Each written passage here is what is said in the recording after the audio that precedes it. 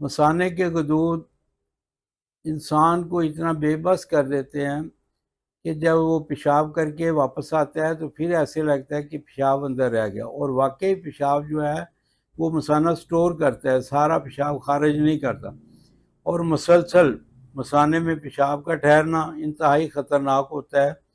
وہ وہاں کوئی نہ کوئی مسائل پیدا کر دیتا ہے، سوزش پیدا ہوتی ہے، پھر اس سے بڑھ جاتا ہے معاملہ۔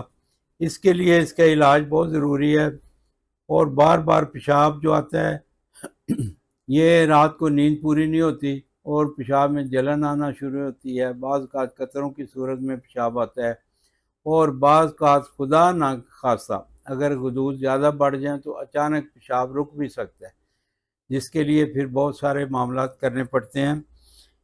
نوشادر ٹھیکری 50 گرام اور کلمی چھورا 100 گرام، ارگ سونف اس کا خالص ہونا ضروری ہے، 2 لیٹر لینے۔ اس میں یہ دونوں چیزیں باریک کر کے مکس کر کے رکھ لیں۔ یہ ایک ایک چھٹانک صبح شام آپ نے کھانے کے بعد پینا ہے۔